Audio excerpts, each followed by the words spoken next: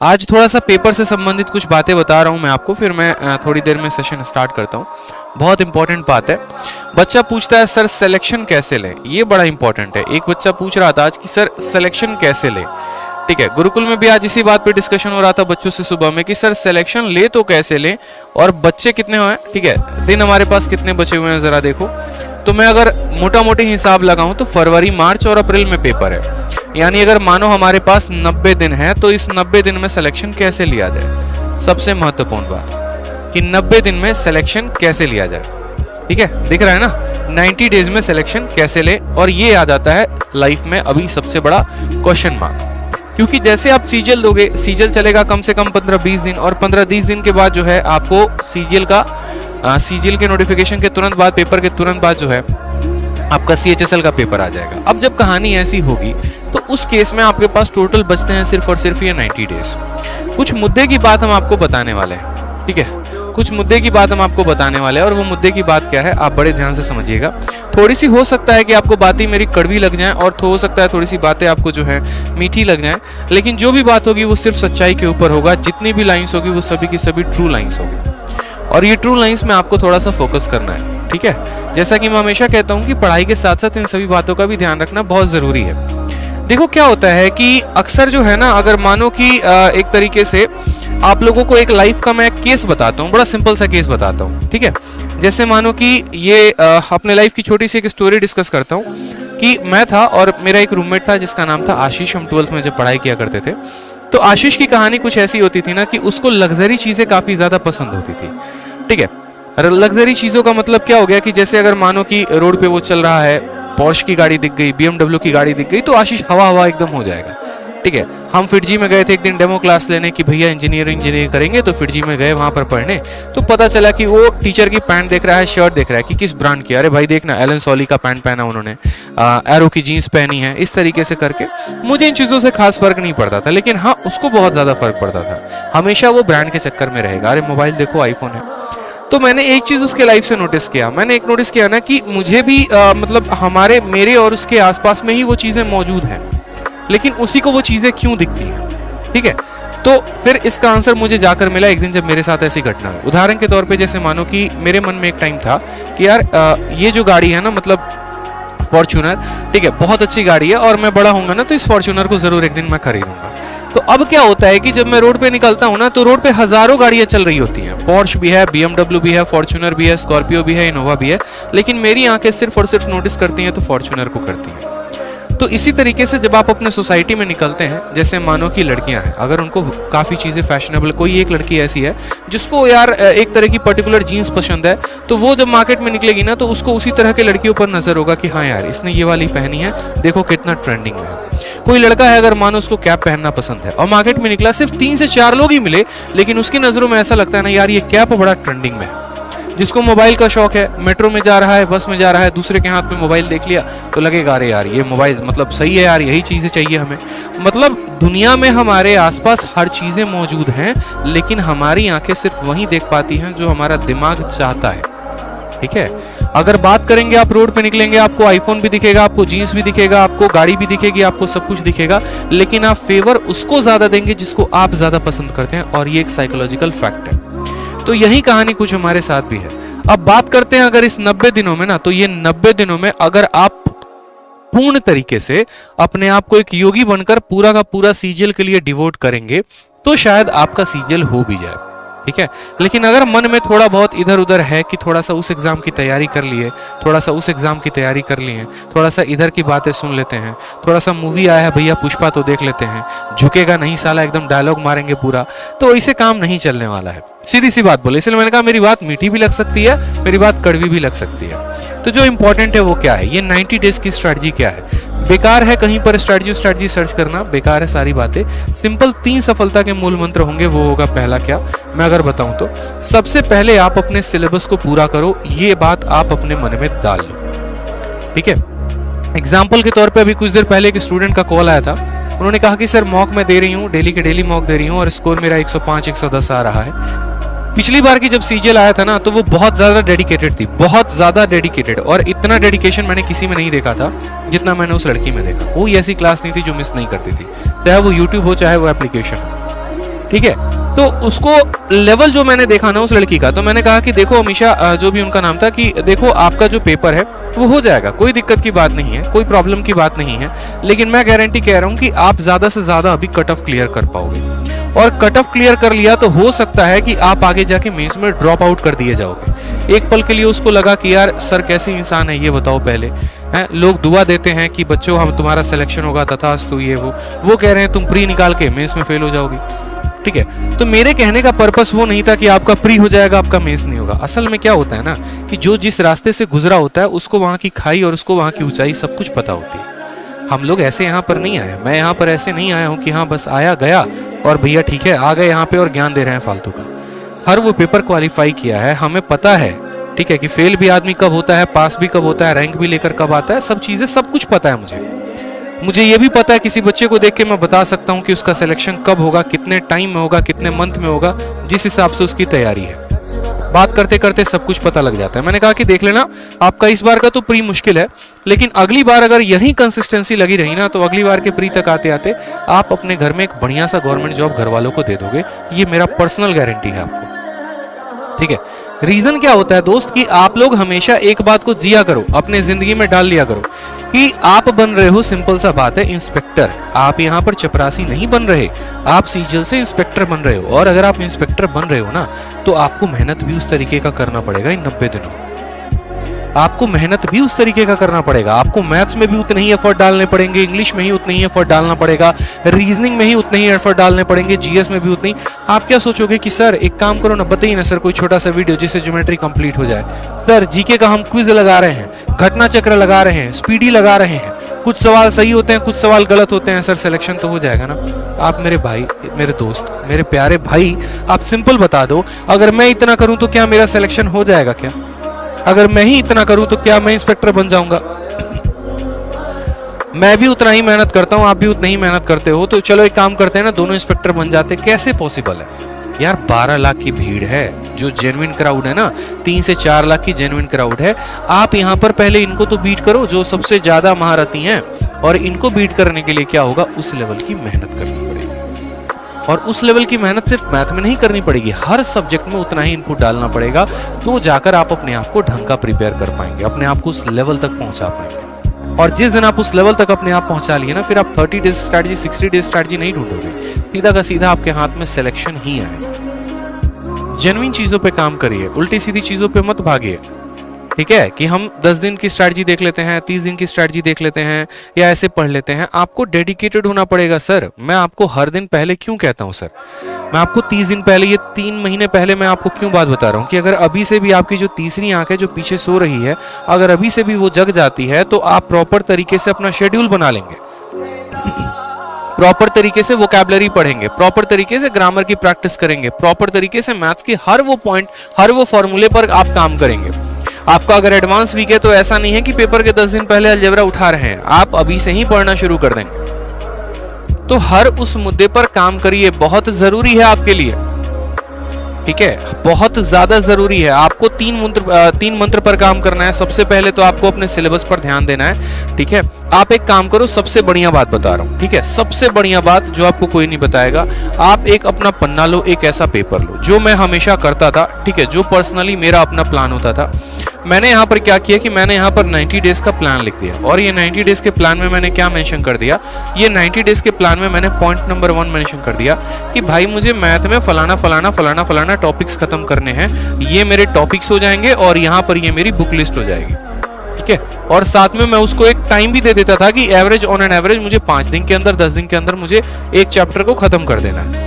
उसी तरीके से इंग्लिश में भी हम अपना टाइम लिस्ट बना लेते हैं कि इंग्लिश में मुझे जो है यहाँ पर ग्रामर हो गया, वोकैब हो गया, इस तरीके से मुझे सभी चीजों को खत्म करना है, ठीक है। ग्रामर में मुझे यहाँ पर ये 8 टॉपिक हैं, बस मुझे इन्हीं के ऊपर मेहनत करनी है। और वोकैबुलरी में सिर्फ एक बुक है, मानो नीतू सिंह हो गई तो नीतू सिंह हो गई, ऑनलाइन मेंटर हो गया तो ऑनलाइन मेंटर हो गया, जो भी हो गया मुझे यहाँ पर इनको खत्म करना है। जीएस में मेरे माइंड में हमेशा फिक्स होता था कि अगर मैं ऑब्जेक्टिव के सहारे रहूंगा तो एक दिन गंदा फंसने वाला हूं, ठीक है। तो मैं कभी ऑब्जेक्टिव का सहारा लेता ही नहीं था। हमेशा मेरे मन में ये होता था कि एक काम करो, सबसे पहले जीएस के लिए तुम सब्जेक्टिव पढ़ लो, सब्जेक्टिव एक बार गो थ्रू हो जाओ, कहां से हो जाओ तो लूसेंट सबसे बढ़िया किताब है, वहां से हो जाओ। कोई और किताब है तो तुम वहां से हो जाओ सब्जेक्टिव, और उसके बाद वहां पर बैठ के तब ऑब्जेक्टिव लगा लो, यानी सब्जेक्टिव और ऑब्जेक्टिव। इसके अलावा कुछ छोटे छोटे पर्चे भी बना लेता था मैं। पर्चे जानते हो, वो पर्चे नहीं जो एग्जाम में चीट करने के लिए लिए जाते थे। पर्चे का मतलब ऐसे हो गया जैसे फेमस दर्रे हो गए, फेमस पहाड़ हो गया, फेमस आपका पार्क हो गया, ठीक है, आपके बांध हो गए, ठीक है, भारत में पहला पुरुष हो गया, इस तरीके से कुछ स्लोगन्स हो गए, नारेज हो गए, इनके पर्चे बना लिए थे। कहीं कहीं से प्रिंट आउट निकलवा लिए थे जाके किसी किसी वेबसाइट से, जैसे ग्रेड अप हो गया, वहां पर सबसे ज्यादा दिया होता है। ये पर्चे बनाने के बाद, ठीक है, तब इनको प्रॉपर तरीके से रिवाइज करना। मतलब अगर मैं इस पे हमला कर रहा हूं ना, तो एक दिशा से नहीं, टोटल मिलाकर 3-4 दिशा से हमला होती थी मेरी, ठीक है। एक मेरा हो जाता था कि इसके मिसलेनियस पे अटैक करूंगा, दूसरा मेरा ये हो जाता था इसके ऑब्जेक्टिव पर अटैक मारना है, तीसरा मेरा ये हो जाता था यहाँ पर कि करंट अफेयर पर भी जोड़ देना, ठीक है। इस तरीके से हमला होगा। फिर उसके बाद हम आते थे रीजनिंग पे। अब रीजनिंग में क्या होता है, एक बच्चा जो है वो जीवन में इस बात के मिथ पे जीता है, भाई का तो तेरा रीजनिंग कंप्लीट है, ठीक है, मेरा तो रीजनिंग बहुत अच्छा है, 50 में 50 तो आ ही जाएंगे। और यकीन मानो उस भाई को भी ये पिछले साल पता नहीं उसकी आंखें कब देखी होंगी, स्कोर 50/50 नहीं आता दोस्त। जिंदा आदमी इस उम्मीद में रहता है कि रीजनिंग अच्छा है और रीजनिंग में 50 में 50 आ जाएगा, बट नहीं आता है। क्यों नहीं आता है? क्योंकि देखो, अगर कोई चीज नहीं आती है ना, तो गुरूर नहीं करना उस चीज का, ठीक है, घमंड नहीं करना है कि रीजनिंग आती है। हो सकता है कभी आप किसी दिन में उस घमंड के लपेटे में आ जाओ, उससे बढ़िया ये है कि आप उसको कॉन्स्टेंटली मेहनत करते रहो। करना दोस्त, एटीट्यूड जरूर दिखाना, गुरूर जरूर दिखाना, लेकिन जिस दिन हाथ में ज्वाइनिंग होगी उस दिन दिखाना, उस दिन शोभा भी देगा।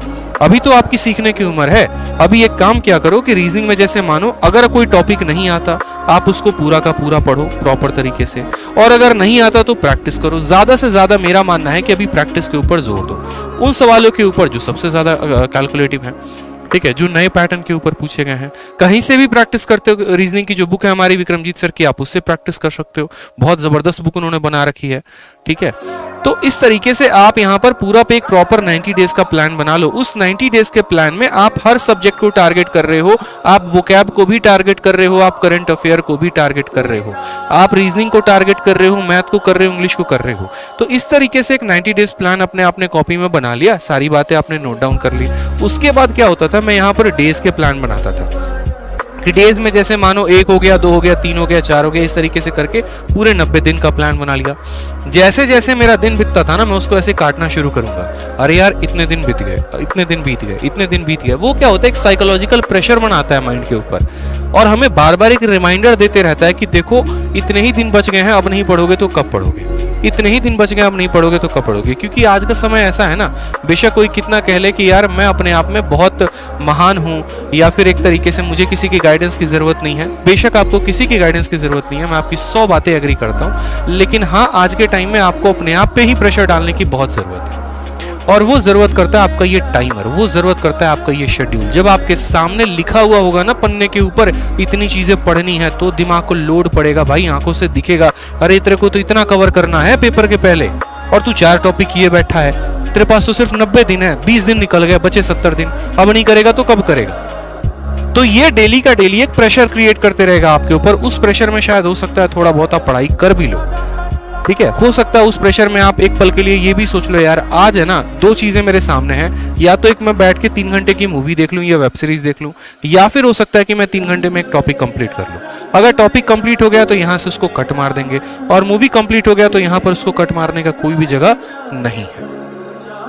इस तरीके से आप अपने आप को ढालो, ये 90 दिन बहुत जरूरी है। समझ में आ रहा है? और ये 90 दिन में जिसने काम नहीं किया ना, तो इसीलिए मैंने कहा 3 पॉइंट है। पहला पॉइंट हो गया सिलेबस, दूसरा पॉइंट हो गया एक प्रॉपर स्ट्रैटेजी, ठीक है, और तीसरा हो गया प्रॉपर, एक बात को जान लो दोस्त, रिवीजन। रिवीजन का मतलब क्या हो गया कि जो आप सिलेबस को पढ़ रहे हो उसका रिवीजन करो, और साथ में मॉक टेस्ट लगाओ, ठीक है। अभी तो आपकी उम्र मॉक टेस्ट लगाने की भी नहीं हुई है, और बच्चे क्या सोचते हैं, बच्चे सोचते हैं सिलेक्शन हो जाएगा, प्री में तो हम ही फोड़ेंगे और कोई नहीं फोड़ेगा। अरे यार, बाहर ऐसे ऐसे लोग बैठे हैं ना जो 400-400, 500-500 प्री का मॉक लगा के बैठे हैं, और उनका अभी स्टार्टिंग स्कोर ही है ना मॉक में 150-160 होता है। आपका स्टार्टिंग स्कोर अभी 100-110 होगा। आप अभी कट ऑफ के लिए जद्दोजहद कर रहे होगे, वो कट ऑफ क्लियर करके बैठे हैं, उनको मेंस के लिए क्वालिफाई करना है, वो 190 के लिए बीट कर रहे हैं। तो 2 लोग हैं हमारे पास, एक वो जो 130-140 लाने के लिए मर रहा है, कट ऑफ क्लियर करने के लिए मर रहा है, दूसरा वो जिसके 130-140 तो अभी से ही बन रहे हैं, बस वो ये सोच रहा है कि किसी भी तरीके से 180 प्लस लेके आ जाऊं, मेंस में भी 180-190 लेके आ जाऊं और एक इंस्पेक्टर पोस्ट मिल जाए। यहीं पर दो लोग हैं, दोनों की सोच अलग अलग है, तो आप खुद यहां से तय कर लीजिए कि सिलेक्शन किसका होगा। ठीक है, सिलेक्शन किसका होगा। ये जो 110 नंबर आ रहे हैं, ऐसा नहीं है कि इनका सिलेक्शन नहीं होगा, इनका होगा, लेकिन तब जब वो 180 वाले के बराबर या उससे दोगुनी तीन मेहनत करेंगे तब हो सकता है। किस्मत साथ दे सकती है और नहीं भी दे सकती है, लेकिन जो मेहनत होती है ना वो हमेशा साथ देती है। जिंदगी में मैंने मेहनत किया है, ठीक है। जब खेत में मेरे पापा काम करते थे ना, तब मैं उनके साथ खेत में काम करता था। हाँ, तो मैं ऐसे फोड़े हो जाएंगे ना, लेकिन तब भी मैंने मेहनत करना नहीं छोड़ा। मैं हमेशा बताता हूँ, आज ये वक्त है और आज से 1 साल पहले जस्ट मेरा वक्त था। आज से 1 साल पहले मैं कहीं नहीं था, बस अपने खेतों में था, काम कर रहा होता था पिछले साल के अक्टूबर नवंबर के महीनों में। ऐसे कुल्हाड़ी लेके मिट्टी निकाल रहा हूं मैं अपने पापा के साथ। और 1 महीने 1.5 महीने के बाद मेज था। जो मेहनत की थी ना भाई, उसका कोई सब्स्टिट्यूट नहीं है। 2 घंटे 1 घंटे की मॉक में आप प्री में थक जाते हो। दिन में 2-2 घंटे की एक मॉक में मेज की लगाता था। एक दिन में कम से कम 3 से 4 मॉक, 3 से 4 मॉक हम मेज का लगाएंगे। जब दिल्ली आए, यहाँ पर एक लाइब्रेरी ज्वाइन किया, यहाँ पर जाके 3 से 4 मॉक डेली लगाते थे। वो भी ये देखकर कि आसपास का माहौल इतना है, अगर मैं इतनी मेहनत नहीं करूंगा तो मैं फेंका जाऊंगा कहीं दूर, मैं किसी कोने में पड़ा रहूंगा। ठीक है, मेरे हाथ में हमेशा बेरोजगारी रहेगी और कुछ नहीं होगा। 2-2 घंटे की 3-3 मॉक, 4-4 मॉक। बस नीचे एक चाय की दुकान होती थी, 1 मॉक दिया, इतना प्रेशर बन गया, जाके चाय पिया, फिर वापस आके फिर बैठ के मॉक। सुबह निकलते थे सूरज देखकर, रात को सूरज ढलने के बाद ही सीधा रात में 11-12 बजे आदमी निकल रहा है। बस वो 1 महीने अपने आप से प्रॉमिस कर लिया था कि ना लेफ्ट देखो ना राइट देखो, बस अपनी किताबों को देखो, अपने कंसेप्ट को देखो, बनाओ, पढ़ो कायदे से। वही तुम्हें जो है कामयाब बनाएगी, वही तुम्हें आगे लेके जाएगी। तो इस बात का ध्यान रखो, प्रॉपर तरीके से जो है पूरा एक अपना शेड्यूल बनाओ। आपकी कमजोरी, आपकी जो खासियत है वो सिर्फ आप जानते हो, आपके अलावा कोई नहीं जानता है। आपको पता है आपके वीक पॉइंट्स क्या हैं, आपको पता है अगर आपकी जीएस कमजोर है तो सर आप काम करिए ना उसके ऊपर। किसी और को थोड़ी लेकर आएंगे सर आप काम करवाने के लिए, भैया मेरा जीएस है तुम अच्छा करवा दो, ऐसे नहीं होगा सर। आप ही को ढूंढना पड़ेगा ना। आप या तो इंटरनेट को ढूंढिए, या आप किसी किताब को पकड़िए, या आप कहीं और पे पकड़िए, लेकिन हाँ जो भी है आप प्रॉपर तरीके से डिसाइड कर लीजिए, मेरा वीक पॉइंट है मैं इसके ऊपर काम करूंगा। ठीक है, तुम्हारा वीक पॉइंट है, अगर मानो कि आपका वीक पॉइंट है जीएस की तरफ, तो आप जीएस के ऊपर ज्यादा फोकस करो। वोकैबुलरी है तो वोकैबुलरी के ऊपर ज्यादा फोकस करो। हर जगह अपने आप में अच्छा है, हर जगह अपने आप में बहुत बेहतरीन है। आप अपने घर से भी पढ़ाई कर सकते हैं, बाहर से भी पढ़ाई कर सकते हैं, कहीं से भी आप पढ़ाई कर सकते हैं, कोई परेशानी की बात नहीं, लेकिन बस पढ़ाई आपको करना है। ठीक है, कुछ सोशल डिस्ट्रैक्शंस हो जाते हैं जिसके ऊपर थोड़ा काम करो। अगर किसी चीज पे लगता है कि समय ज्यादा जा रहा है तो अपना प्रॉपर एक शेड्यूल बना लो कि इसको बस इतना ही लिमिटेड टाइम एक देना है, इससे ज्यादा नहीं। चाहे वो मोबाइल पर किसी से बात करना हो गया, किसी के साथ घूमने जाना हो गया, ठीक है, या परिवार का कोई भी एक तरीके से काम हो गया, तो अभी कुछ देर के लिए होल्ड कर सकते हो, क्योंकि एक बार आप बेहतर हो गए ना, आने वाली आपकी जितनी भी पीढ़ी है ना वो मौज करेगी, मैं गारंटी दे रहा हूँ। क्योंकि एक इंसान के ऊपर आज के टाइम में 3 जनरेशन का जो है रिस्पॉन्सिबिलिटी होता है। अगर मैं हूं ना तो मेरे ऊपर मेरा खुद का रिस्पॉन्सिबिलिटी है, जो मेरी अपनी जनरेशन होगी, जैसे मैं हो गया, मेरी वाइफ हो गई, ठीक है, मेरे भाई हो गए, मेरी बहन हो गए, वो हो गए। एक मेरा पिछला जनरेशन, जैसे मेरे पापा हो गए, मेरी मम्मी हो गई, मेरे दादा हो गए, मेरे चाचा हो गए, वो ठीक। और एक मेरा आने वाला जनरेशन, जैसे मेरा बेटा हो जाएगा, मेरी बेटी हो जाएगी, मेरे जो आने वाले पूरी की पूरी हायरार्की होगी। बेशक मैं बहुत अच्छे स्कूल से नहीं पढ़ा, मैं एक बात ये मान कर चलता हूँ। पल के लिए हम कहते हैं ना कि यार मेरे पापा में समर्थ उतना नहीं था कि वो मुझे इतना पढ़ा पाए। ठीक है, उनके अंदर समर्थ नहीं था। मेरे पापा ने तो खैर पढ़ाया, बहुत पढ़ाया, अपनी रोजी रोटी मारकर मुझे पढ़ाया, इस बात के लिए मैं उनको हमेशा शुक्रगुजार हूँ। बट एक एग्जाम्पल दे रहा हूँ कि मानो लाइफ आपको आज सबसे बेस्ट रिसोर्स नहीं देती है, ठीक है, आपके पास उतने पैसे नहीं है कि आप शहर जाके पढ़ाई कर सको, ठीक, लेकिन आप तो अपने आप को इतना काबिल बना लो कि कल के दिन आपका बेटा आपसे ये बात ना बोले।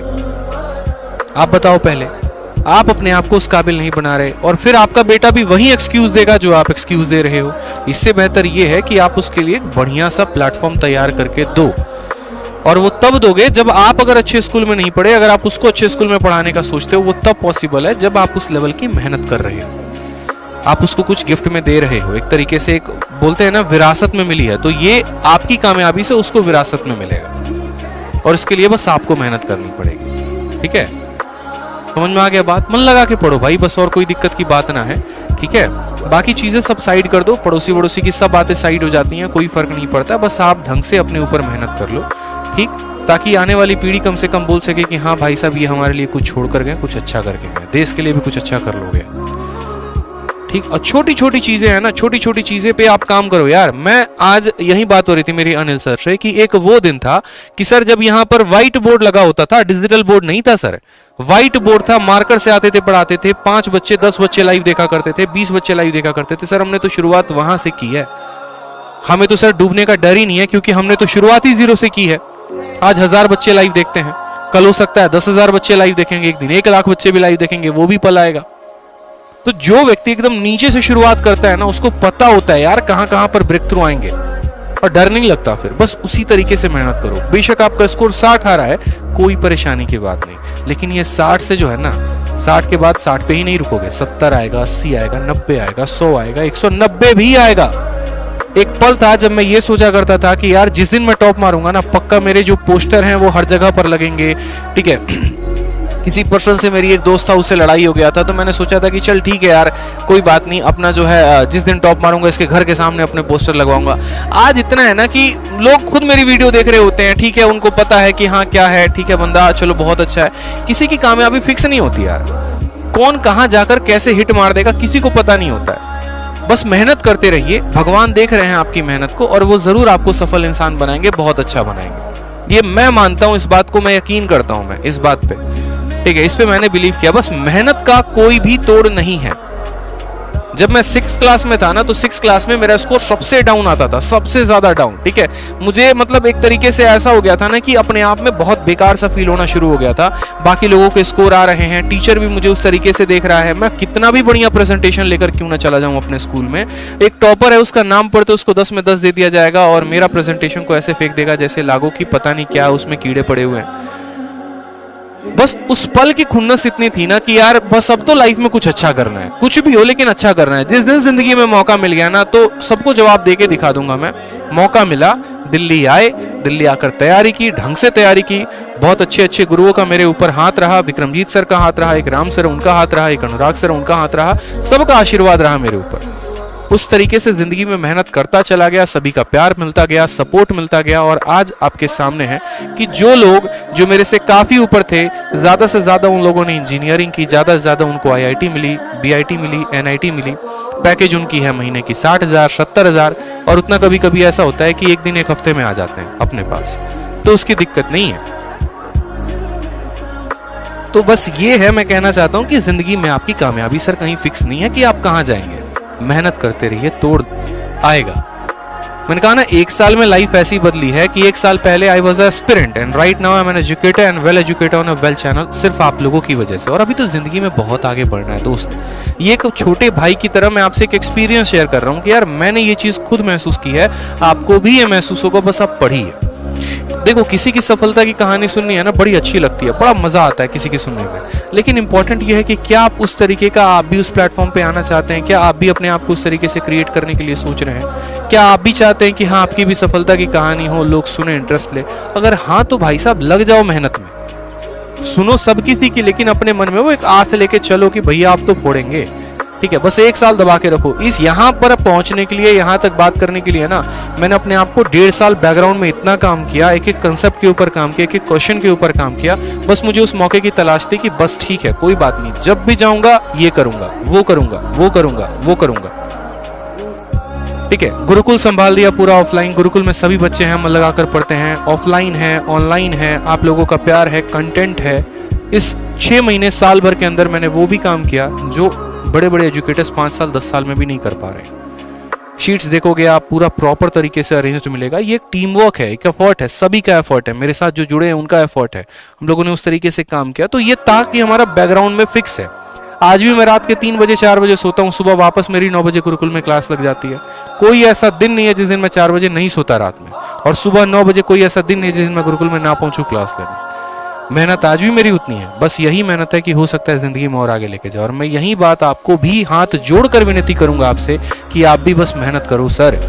ये पल वापस नहीं आएगा, धीरे धीरे धीरे धीरे धीरे धीरे आपका एज निकल जाएगा, और एज निकल जाएगा फिर हाथ मलते रह जाओगे और कुछ नहीं मिलने वाला है लाइफ में, ठीक है। तो इस बात का ध्यान रखा करो। मैं जनरली जो है इतनी बातें नहीं करता, आपको भी पता है सेशन के दौरान।